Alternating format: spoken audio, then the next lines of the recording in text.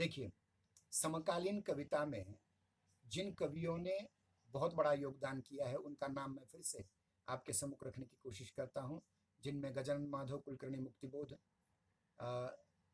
सच्चिदानंद हीरानंद वात्स्यायन उर्फ अज्ञेय, सर्वेश्वर दयाल सक्सेना, गिरिजा कुमार माथुर, प्रभाकर माचवे, जगदीश चंद्रगुप्त, लक्ष्मीकांत वर्मा, धर्मवीर भारती, कुंवर नारायण, रामदरस मिश्र, भवानी प्रसाद मिश्र, कैलाश वाजपेयी, उनके उपरांत श्रीकांत वर्मा, अजीत कुमार, इंदु जैन, कृष्णदत्त पालीवाल, मलयज, हरिनारायण जी व्यास,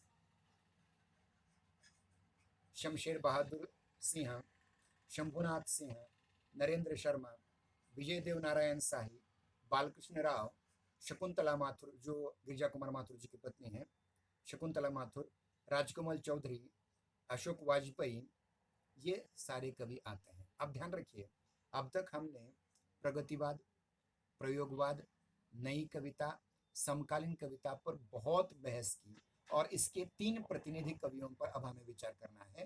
क्रमशः पहले कवि हमारे सामने आते हैं सच्चिदानंद हीरानंद वात्स्यायन उर्फ अज्ञेय जी। दूसरे कवि आते हैं गजानन माधव कुलकर्णी उर्फ मुक्तिबोध और तीसरे कवि आते हैं सुदामा पांडे उर्फ धूमिल। अब इनमें से एक एक कवि को हम आपके सम्मुख रखने का प्रयास करेंगे। बीच में रिकॉर्डिंग की 1 घंटे यानी जो ये है क्षमता है वो पूर्ण हो चुकी थी, इसलिए बीच में 1 मिनट के लिए हम बंद हो चुके थे। अब हम एक एक कवि को आपके सम्मुख रखने का प्रयास करेंगे और कल की तासिका में हम जो 21वीं सदी की कविता है, दलित कविता और आदिवासी कविता, इस पर विचार करेंगे। अब हम पहले आपके सम्मुख सच्चिदानंद हीरानंद वात्स्यायन उर्फ अज्ञेय जी की का परिचय आपके सम्मुख रखने का प्रयास करेंगे।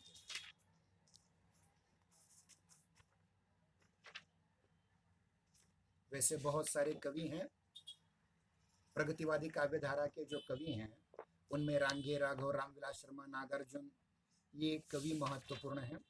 लेकिन उसके बाद जो प्रयोगवादी कविता आती है, प्रयोगवादी कविता के अंतर्गत देखिए, प्रगतिवाद के अंतर्गत ही केदारनाथ अग्रवाल, त्रिलोचन शास्त्री, रामधारी सिंह दिनकर जी ये आते हैं।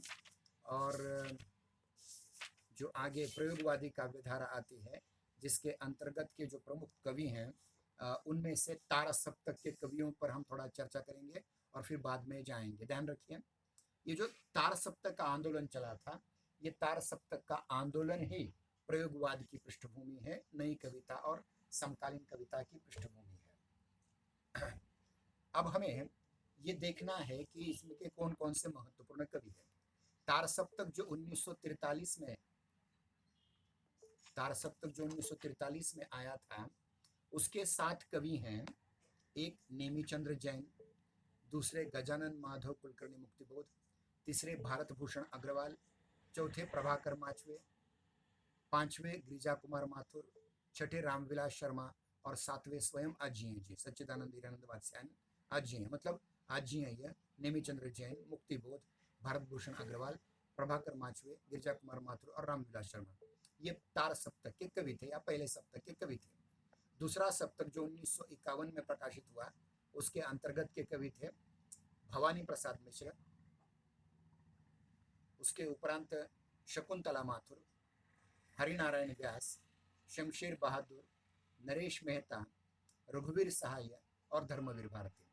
फिर से कह रहा हूं मैं, द्वितीय तार सप्तक के 1951 में जो प्रकाशित हुई, उसके कवियों में पहला नाम आता है भवानी प्रसाद मिश्र, दूसरी शकुंतला माथुर, तीसरे हरि नारायण व्यास, चौथे शमशेर बहादुर, पांचवें नरेश मेहता, छठे रघुवीर सहाय और सातवें धर्मवीर भारती। तृतीय तार सप्तक 1959 के जो 7 कवि हैं वो इस प्रकार से हैं: प्रताप नारायण त्रिपाठी, कुंवर नारायण, कीर्ति चौधरी, ये दूसरी महिला है शकुंतला माथुर के बाद, केदारनाथ सिंह, मदन वात्स्यायन, विजयदेव नारायण शाही और सर्वेश्वर दयाल सक्सेना। फिर से कहता हूं, तृतीय तार सप्तक 1959 के 7 कवि हैं: प्रताप नारायण त्रिपाठी, कुंवर नारायण, कीर्ति चौधरी, केदारनाथ सिंह, मदन वात्स्यायन, विजय देव नारायण शाही, सर्वेश्वर दयाल सक्सेना।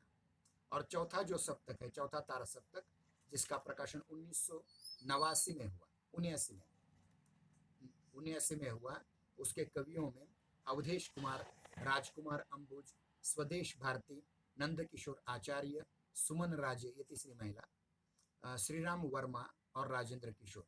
चौथे तार सप्तक 1969 जो में प्रकाशित हुआ, उसके 7 कवि इस प्रकार हैं: अवधेश कुमार, राजकुमार अंबुज, स्वदेश भारती, नंद किशोर आचार्य, सुमन राजे, श्रीराम वर्मा और राजेंद्र किशोर। अब हम इनमें से जो केवल 3 प्रधान कवि हैं आपके पाठ्यक्रम के, वो सच्चिदानंद हीरानंद वात्स्यायन अज्ञेय, गजानन माधव कुलकर्णी उर्फ मुक्तिबोध और सुदामा पांडे धूमिल, इन तीनों पर चर्चा करेंगे। सच्चिदानंद हीरानंद वात्स्यायन उर्फ अज्ञेय जी का जन्म 7 मार्च 1911 में उत्तर प्रदेश के देवरिया जिले के कुशीनगर नामक ऐतिहासिक स्थान में हुआ था। नाम ध्यान में रहे, सच्चिदानंद हीरानंद वात्स्यायन अज्ञेय जी का जन्म 7 मार्च 1911 में उत्तर प्रदेश के देवरिया जिले के कुशीनगर नामक ऐतिहासिक महत्व के स्थान पर हुआ था। अज्ञेय जी प्रयोगवाद एवं नई कविता को साहित्य जगत में प्रतिष्ठित करने वाले सबसे प्रधान महत्वपूर्ण कवि हैं। उन्होंने अलग अलग विश्वविद्यालयों में हिंदी का अध्यापन किया था, कई दैनिक और साप्ताहिक पत्रों का संपादन भी किया। 1980 में उन्हें वत्सल निधि नामक न्यास की उन्होंने स्थापना की, जिसका उद्देश्य साहित्य और संस्कृति के क्षेत्र में कार्य करना था। इनका निधन 4 अप्रैल 1987 में हुआ और इन्हें जो महत्वपूर्ण पुरस्कार मिला, उनमें साहित्य अकादमी पुरस्कार और उससे भी महत्वपूर्ण ज्ञानपीठ पुरस्कार, जो पहले सुमित्रा नंदन पंत, रामधारी सिंह दिनकर, महादेवी वर्मा को भी मिल चुका था, वो इन्हें भी मिला है हिंदी का प्रतिष्ठित पुरस्कार, ज्ञानपीठ पुरस्कार। इनके साहित्यिक कृतियों में जो कविता संग्रह है, उनमें भग्नदूत, चिंता, इत्यलम, हरी घास पर क्षण भर, बावरा अहेरी, इंद्रधनुष रौंदे हुए, अरि ओ करुणा प्रभामय, आंगन के पार द्वार, कितनी नावों में कितनी बार। इनमें से आंगन के पार द्वार पर उन्हें साहित्य अकादमी पुरस्कार मिल चुका है और कितनी नावों में कितनी बार इस कविता संग्रह पर ज्ञानपीठ पुरस्कार मिल चुका है। फिर से इनके कविता संग्रहों के नाम एक बार फिर पढ़ता हूं: भग्नदूत, चिंता, इत्यलम, हरी घास पर क्षण भर, बावरा अहेरी, इंद्रधनुष रौंदे हुए, अरि ओ करुणा प्रभामय, आंगन के पार द्वार, कितनी नावों में कितनी बार। इनमें से आंगन के पार द्वार पर इन्हें साहित्य अकादमी पुरस्कार मिल चुका है और कितनी नावों में कितनी बार पर ज्ञानपीठ पुरस्कार मिल चुका है। इनकी कहानी संग्रहों में विपथगा, परंपरा, कोठरी की बात, शरणार्थी और जयदोल प्रमुख कहानी संग्रह हैं। इनका हमारे पाठ्यक्रम से का उतना संबंध नहीं है। और इनके उपन्यासों में शेखर एक जीवनी पहला भाग और दूसरा भाग, नदी के द्वीप एक कविता का भी नाम है और उपन्यास का नाम भी है, और अपने अपने अजनबी ये एक उपन्यास का इनका एक महत्वपूर्ण नाम है। और इनकी कविताओं में देखा जाए तो नदी के द्वीप महत्वपूर्ण कविता है। इनकी एक अन्य कविता है असाध्य वीणा और एक महत्वपूर्ण कविता है यह दीप अकेला। अन्य कविताओं में हरी घास पर क्षण भर, कलगी बाजरे की, ये सारी कविताएं इनकी महत्वपूर्ण हैं। इनमें से हम 1-2 कविताएं आपके सम्मुख प्रस्तुत करने का प्रयास करेंगे। ध्यान रहे, अज्ञेय जी का महत्व असाधारण महत्व है, क्योंकि उन्होंने प्रयोगवाद और नई कविता के वे पुरोधा थे और जाने अनजाने में उन्होंने समकालीन कविता को भी संपोषित किया हुआ है। इनमें से एक जो कविता है यह दीप अकेला, ये एक हम आपके सम्मुख प्रस्तुत करने का प्रयास करेंगे। यह दीप अकेला स्नेह भरा है, गर्व भरा मदमाता पर, इसको भी पंक्ति को दे दो। यह जन है गाता गीत जिन्हें फिर और कौन गाएगा, पन डुब्बा ये मोती सच्चे फिर कौन कृति लाएगा। यह समिधा ऐसी आग हठीला विरला सुलगाएगा, यह अद्वितीय, यह मेरा, यह मैं स्वयं विसर्जित, यह दीप अकेला स्नेह भरा है गर्व भरा मदमाता पर, इसको भी पंक्ति को दे दो। अब पूरी कविता तो नहीं पढ़ेंगे, कुछ महत्वपूर्ण भाग हम इस कविता के आपके सम्मुख प्रस्तुत करेंगे। एक और कविता उनकी हरी घास पर क्षण भर, इस कविता की कुछ पंक्तियां आपके सम्मुख प्रस्तुत करते हैं। चलो उठें अब तक हम थे बंधु, सैर को आए देखते हैं क्या, कभी घास पर लोटपोट होते, सब भैये शोर मचाएं, और रहे बैठे तो लोग कहेंगे, धुंधले से दुबके प्रेमी बैठे हैं। वह हम हो भी तो यह हरी घास ही जाने, जिसके खुले निमंत्रण के बल जगने उससे सदा सेंधा है, और वह नहीं बोली। इस प्रकार की कविताएं हैं। एक और कविता आपके सम्मुख प्रस्तुत करेंगे, बहुत छोटी है लेकिन बहुत महत्वपूर्ण कविता है, सांप नाम की कविता।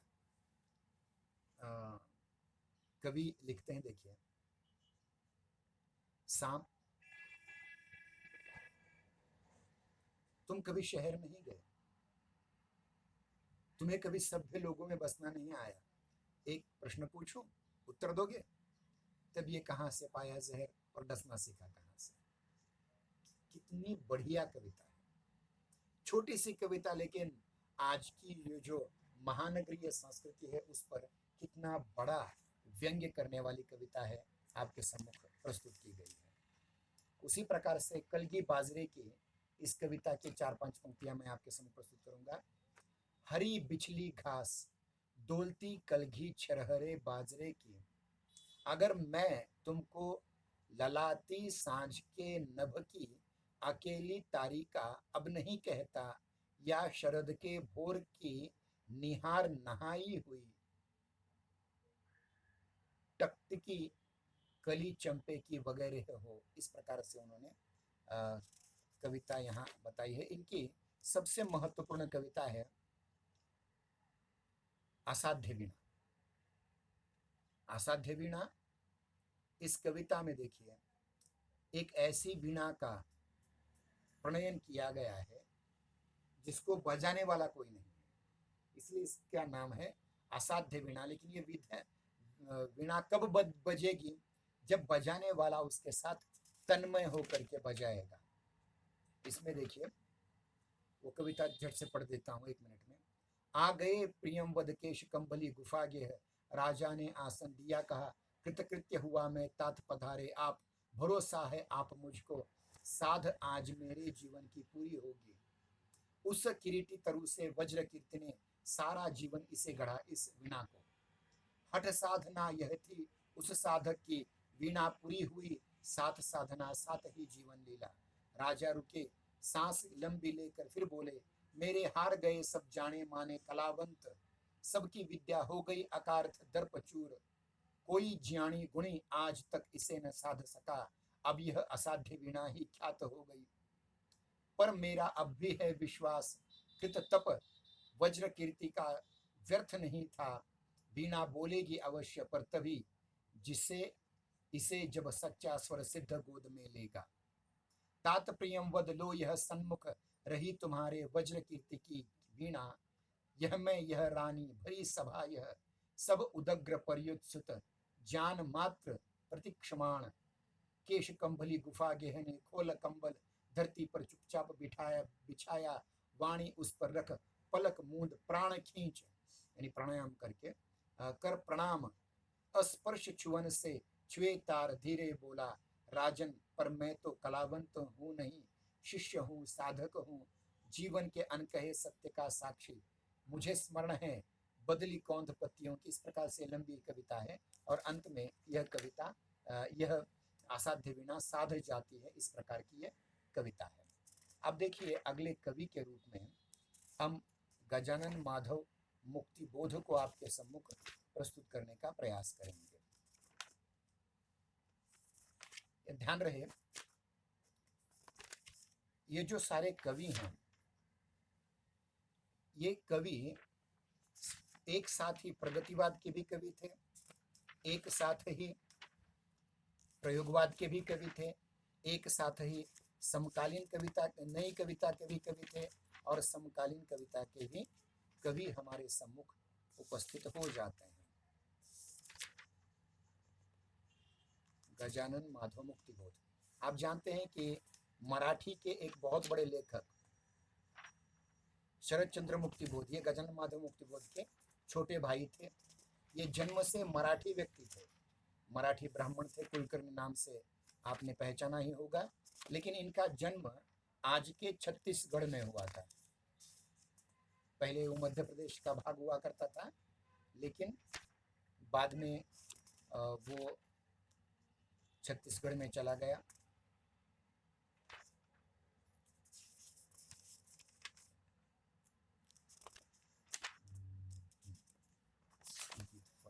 मुक्तिबोध, ठीक है।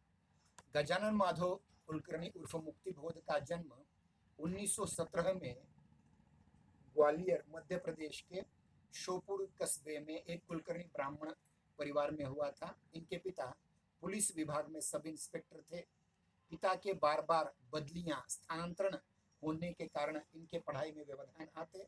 1938 में इन्होंने बीए पास किया, फिर बाद में मॉडर्न स्कूल उज्जैन में अध्यापक हो गए। मुक्तिबोध का जीवन संघर्षों और विरोधों की कहानी है। 1935 में उन्होंने लेखन कार्य आरंभ किया था। कर्मवीर पत्रिका में इनकी प्रारंभिक रचनाएं छपने लगी थी। प्रथम बार उन्होंने फैंटेसी का प्रयोग किया। फैंटेसी, ये जो एक नई अवधारणा है जिसको हम स्वप्न कथा कहते हैं, उसका प्रयोग किया। मतलब वे विचारों से मार्क्सवादी थे, परंतु शिल्प के पक्ष में उन्होंने फैंटेसी का उपयोग किया था। और खास करके इनकी दो कविताएं, लंबी कविताएं, अंधेरे में और भूल गलती, और तीसरी कविता ब्रह्म राक्षस का शिष्य, इन तीन कविताओं में उन्होंने फैंटेसी शिल्प का प्रयोग किया था। ये मुक्तिबोध की फैंटेसी उनके अनुभव की कन्या है। मुक्तिबोध की रचनाओं को जब 1943 में अजय ने तारसप्तक में स्थान दिया तो उनके नाम को या उनकी महत्ता को लोग समझ पाए। नामवर सिंह के अनुसार नई कविता में मुक्तिबोध की वही जगह है जो छायावाद में निराला की थी। मतलब वो इतने ताकतवर थे। और ध्यान दे, निराला, सूर्यकांत त्रिपाठी निराला और गजानन माधव कुलकर्णी मुक्तिबोध दोनों ही विक्षिप्त होकर के मर गए, क्योंकि उनके जीवन में ये सारी स्थितियां आई थी।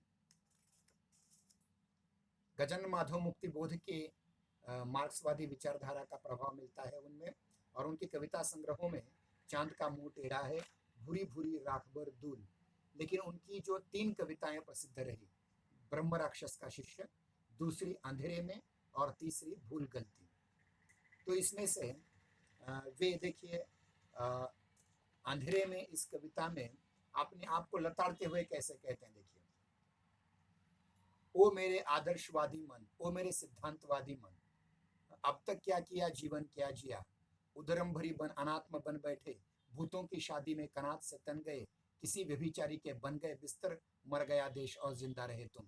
इस प्रकार की उन्होंने कविताएं की हैं। और मेरे ख्याल से हमारा समय भी समाप्त होते आया है, 10 बजे हैं, और महत्वपूर्ण बात, हमारा इंटरनेट भी खत्म होते आया है। तो इसलिए आज हम यहीं रुक जाएंगे। कल जो धुमिल हमारे कवि हैं, उन धुमिल को लेकर के हम चर्चा करेंगे और मुक्तिबोध पर भी थोड़ी चर्चा करेंगे। धन्यवाद। जय हिंद, जय भारत।